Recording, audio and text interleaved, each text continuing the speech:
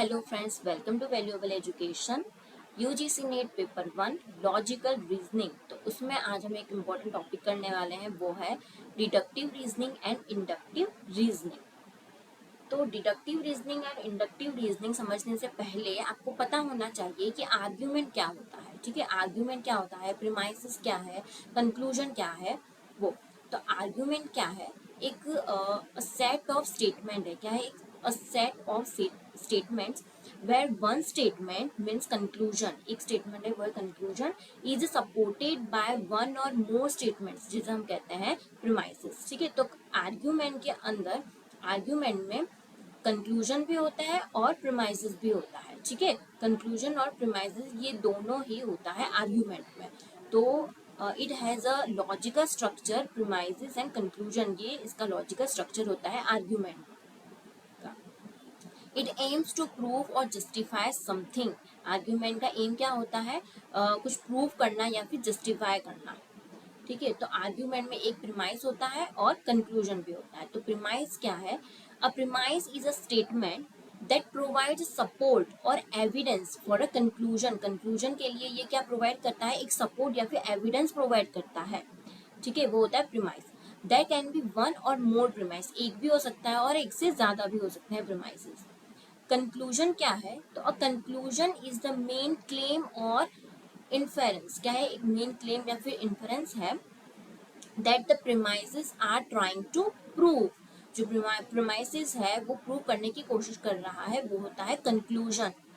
ठीक है, अब कंक्लूजन कैसे पता करें कि ये कंक्लूजन है? तो उसमें लिखा होगा देयरफॉर, दस, हेंस, सो, कॉन्सिक्वेंटली। तो इससे हमें समझ में आएगा कि ये क्या है, स्टेटमेंट जो है वो कंक्लूजन है। अब हम एग्जाम्पल के थ्रू समझते हैं।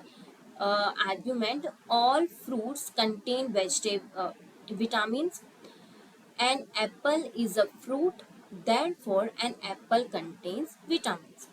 ठीक है, तो इसमें देखिए प्रीमाइस वन क्या है? ऑल फ्रूट्स कंटेन विटामिन्स, ये प्रीमाइस नंबर वन है। ठीक है, ऑल फ्रूट्स कंटेन्स विटामिन्स वो एक प्रीमाइस है। और दूसरा है यहाँ पर an apple is a fruit, ये दूसरा प्रीमाइस है। और देयरफॉर करके लिखा है आगे एन एप्पल कंटेन्स विटामिन्स। तो ये क्या है? वो ये है कंक्लूजन है। ठीक है, यहाँ पर देखिए दो प्रीमाइस दिए गए हैं और उसके बाद यहाँ पर कंक्लूजन दिया गया है। तो ये जो पूरा है ना, उसे हम क्या कहेंगे? आर्ग्यूमेंट कहेंगे। ठीक है, इसे हम क्या कहेंगे? आर्ग्यूमेंट कहेंगे। अब डिडक्टिव रीजनिंग। तो deductive reasoning is when you start with general premises. General premises होगा आपके पास, ओके और उसके बाद आप पहुंचेंगे and rich a specific conclusion. आप एक स्पेसिफिक कंक्लूजन पे पहुंचेंगे, तो उसे हम क्या कहेंगे? डिडक्टिव रीजनिंग कहेंगे। Deductive reasoning is when you start with general premises and rich a specific conclusion that logically follows from those premises, जो लॉजिकली फॉलो कर रहा होगा वैसा कंक्लूजन। ठीक है, तो जनरल में से कहाँ जाएंगे? स्पेसिफिक कंक्लूजन पे, तो वो होगा deductive reasoning. It moves from general to specific, ये जनरल टू स्पेसिफिक में मूव करता है। जैसे कि डिडक्टिव रिसर्च, इंडक्टिव रिसर्च ऐसा होता है ना, तो उसमें भी क्या होता था कि ये वही है डिडक्टिव, ये वही है जो रिसर्च में भी आता था। इसे क्या कहते हैं? टॉप डाउन अप्रोच कहेंगे। टॉप डाउन अप्रोच है ये, जिसमें थियरी थियरी दे दी गई होती है। थियरी मीन्स जनरल जो थियरी दे दी गई होती है, और उसके बाद आएगा हाइपोथेसिस, उसके बाद observation and then confirmation. Confirmation ठीक है, तो इस तरह से थियरी होगी, उससे हम स्पेसिफिक में जाएंगे। ठीक है, तो जनरल टू स्पेसिफिक में ये मूव करता है, ये टॉप डाउन अप्रोच है डिडक्टिव रीजनिंग। उसके बाद यहाँ पर डिडक्टिव आर्ग्यूमेंट जो होता है, डिडक्टिव रीजनिंग, वो दो होते हैं उसमें। एक तो होता है वैलिड आर्ग्यूमेंट और एक होता है इनवैलिड आर्ग्यूमेंट। ओके, सो वैलिड आर्ग्यूमेंट, उसमें साउंड आर्ग्यूमेंट भी हो सकता है और अनसाउंड भी हो सकता है। ठीक है, तो वो अब कैसे होगा वो मैं आपको बताती हूँ। डिडक्टिव रीजनिंग, तो उसमें होता है वैलिड और इनवैलिड। तो वैलिड कब होगा, जब जो प्रीमाइसिस और कंक्लूजन, जो पीपीसी स्ट्रक्चर है वो सही होना चाहिए, वो ट्रू होना चाहिए, करेक्ट होना चाहिए। सारे जो प्रीमाइसिस और कंक्लूजन है वो ट्रू होने चाहिए, तभी वो क्या होगा, वैलिड होगा। अगर जो वो ट्रू नहीं है तो वो क्या होगा, इनवैलिड होगा। ठीक है, तो पीपीसी स्ट्रक्चर और जो प्रीमाइसिस और कंक्लूजन वो सब क्या होना चाहिए, ट्रू होगा, तभी वो क्या होगा, वैलिड होगा। अगर जो ट्रू नहीं है तो वो क्या हो जाएगा, इनवैलिड आर्गुमेंट होगा। अगर वैलिड है, वैलिड आर्गुमेंट है, तो वो हम कैसे समझेंगे कि ये साउंड है या अनसाउंड है। तो अगर अगर जो भी सारे जो प्रीमाइसिस है वो एक्चुअली ट्रू है, मीन्स वो यूनिवर्सल एक्सेप्टेबल है। ठीक है, वो जो ट्रू है, प्रीमाइसिस वगैरह, प्रीमाइसिस है, कंक्लूजन है, वो सब कुछ ट्रू है, एक्सेप्टेबल है, तभी वो क्या होगा, साउंड होगा। अगर वो नहीं है तो वो क्या होगा, अनसाउंड होगा। ठीक है, और अगर इनवैलिड होगा तो वो तो ऑटोमेटिकली अनसाउंड ही होगा। तो हम अब इसको डिटेल्स में समझते हैं। तो वैलिड वैलिड कब होगा, जब करेक्ट लॉजिकल स्ट्रक्चर होगा, यानी कि प्रीमाइसिस प्रीमाइसिस और कंक्लूजन इस तरह से करेक्ट पीपीसी स्ट्रक्चर बना हुआ होगा, प्रीमाइस प्रीमाइस और कंक्लूजन का सही से स्ट्रक्चर बना हो, और जो प्रीमाइसिस है, कंक्लूजन वो भी ट्रू हो, तभी क्या होगा, वैलिड होगा, वैलिड आर्ग्यूमेंट होगा। और इनवैलिड कब होगा, जब इनमें से कुछ भी करेक्ट ना हो, इनकरेक्ट हो, इनकरेक्ट लॉजिक हो, या फिर प्रीमाइसिस जो है वो don't lead to conclusion, premises अलग दिया गया है और कंक्लूजन इन दोनों से मैच ही नहीं कर रहा, वो कुछ अलग ही दिया गया हो, तो वो क्या होगा, इनवैलिड होगा। अब साउंड कब होगा, जब वैलिड भी हो और सारे जो प्रीमाइसिस है वो ट्रू भी हो, एक्चुअली ट्रू हो। ठीक है, जो वैलिड होगा वही क्या होगा, साउंड होगा। कब होगा साउंड, जब all premises are actually true, जब सारे जो प्रीमाइसिस है वो एक्चुअली रियल लाइफ में, रियलिटी में ट्रू होने चाहिए, तभी वो साउंड होगा। अगर जो नहीं है तो वो अनसाउंड होगा। ठीक है, और अनसाउंड जो वो वैलिड भी हो सकता है और इनवैलिड भी हो सकता है। अब हम इसको एग्जाम्पल के थ्रू समझते हैं। यहाँ पर पहला प्रीमाइस दिया है कि all cats can fly, tiger is a cat. ये सेकंड प्रीमाइस दिया है, टाइगर इज अ कैट। और कंक्लूजन यहाँ पर क्या है, that for tiger can fly. ठीक है, तो यहाँ पर क्या है, फ्लाइंग थिंग्स है। ठीक है, जो फ्लाई कर सकती हो वैसी फ्लाइंग थिंग्स है। अब इसमें क्या, ऑल कैट्स कैन फ्लाई, तो यहाँ पर क्या होगी, कैट्स होगी जो फ्लाई कर सकती हैं। ठीक है, तो all cats can fly. Okay, अब आगे क्या लिखा है, tiger is a cat. Tiger क्या है, कैट है, तो यहाँ पर जो कैट है उसी में क्या आ जाएगा, टाइगर। एक जो टाइगर है वो क्या है, कैट है।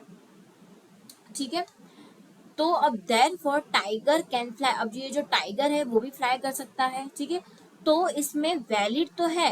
क्यों वैलिड है, क्योंकि ये जो स्ट्रक्चर बना हुआ है वो बिल्कुल सही बना हुआ है। ठीक है, तो ये वैलिड है, लेकिन ये साउंड नहीं है। क्यों नहीं है, क्योंकि ये जो प्रीमाइस दिया गया है वो तो गलत है ना।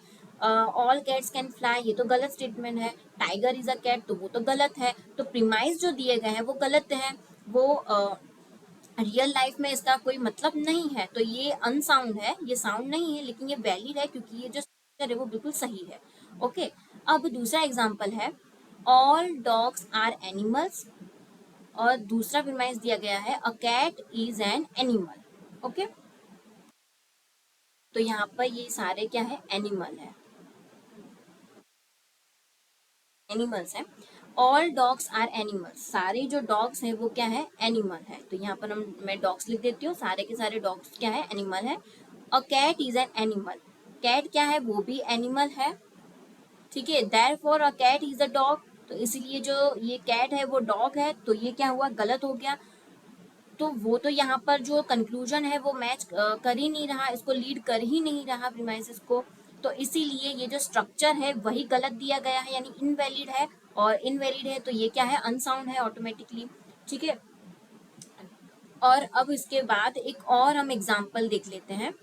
प्रीमाइसेस यहाँ पर दिया गया है, all humans are mortal, Mahatma Gandhi was a human. और इसमें कंक्लूजन है, therefore Mahatma Gandhi was mortal. देखिए यहाँ पर है ये मॉर्टल, मॉर्टल मीन,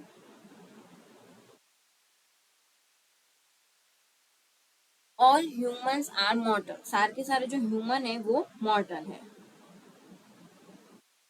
ठीक है, तो यहाँ पर आएगा ह्यूमन।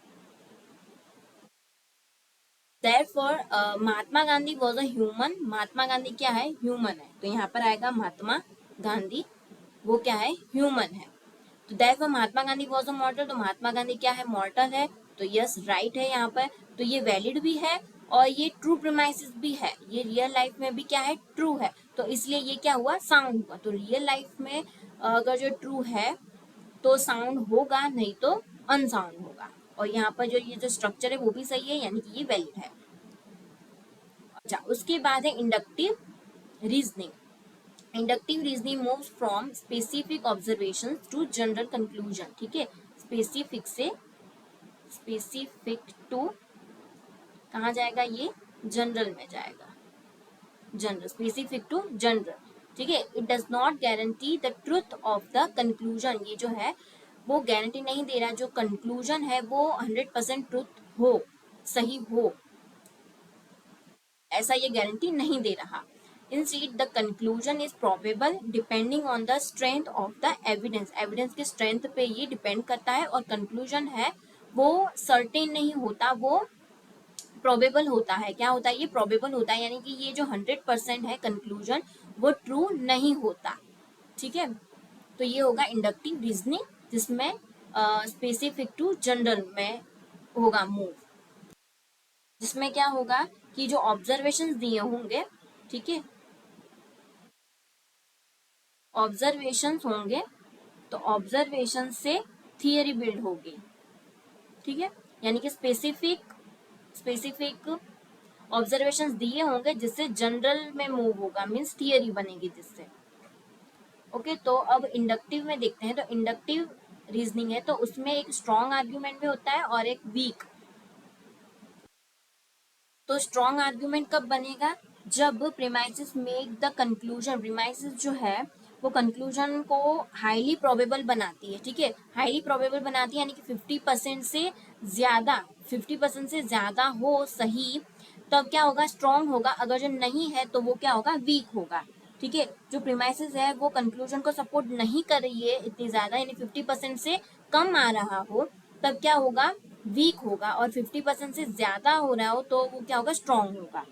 ठीक है, अब कंजेंट कब होगा, जब स्ट्रॉन्ग भी है और सारे के सारे प्रीमाइसेस ट्रू भी है। क्या है, ट्रू भी है, सारे प्रीमाइसेस ट्रू भी है और स्ट्रॉन्ग भी है, तब क्या होगा, कंजेंट होगा। और नहीं तो वो क्या होगा, अनकंजेंट होगा। वीक है या फिर मोर फॉल्स प्रीमाइसेस है, तब क्या होगा, अनकंजेंट होगा। स्ट्रॉन्ग आर्ग्यूमेंट तो वो कब होगा, जब premises make the conclusion highly probable. ठीक है, जितना ज्यादा कंक्लूजन सही होगा तो क्या होगा, वो स्ट्रॉन्ग आर्ग्यूमेंट बनेगा।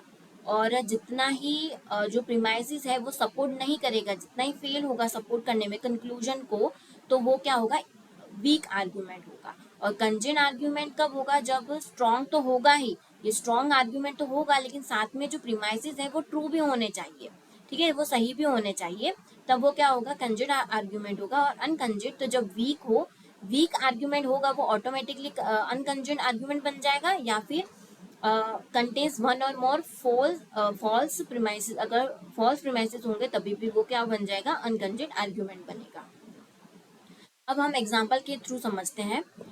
यहाँ पर एक प्रीमाइस दिया हुआ है, 90% of Indian cricket fans support Virat Kohli.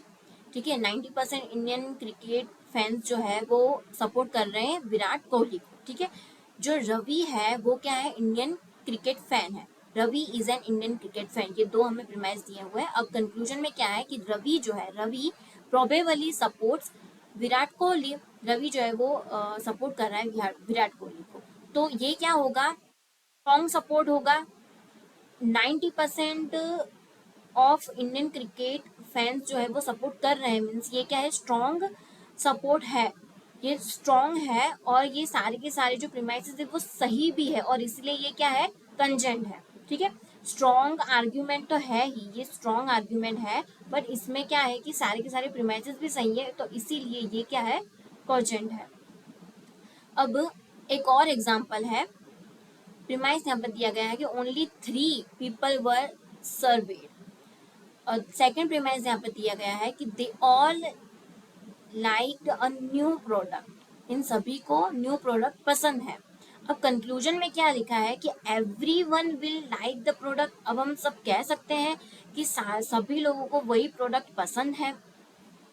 तो ये क्या है, वीक है, क्योंकि यहाँ पर सैंपल सर्वे तो सिर्फ 3 लोगों को किया गया है और हम जनरलाइज तो सभी पे तो नहीं कर सकते, तो इसलिए ये क्या है, वीक आर्ग्यूमेंट है, वीक, क्योंकि इसमें स्मॉल सैंपल लिया गया है, इसीलिए 3 लोगों के मदद से हम सभी पे ये नहीं कह सकते कि ये जो नया प्रोडक्ट है वो सबको पसंद आएगा। तो ये क्या है, वीक आर्ग्यूमेंट है और इसीलिए ये अनकंजेंट भी होगा। तो ये था deductive reasoning and inductive reasoning, और इसके ऊपर से काफी क्वेश्चंस आते हैं एग्जाम में। तो लाइक करें, शेयर करें और सब्सक्राइब करें वैल्यूएबल एजुकेशन को। Thank you.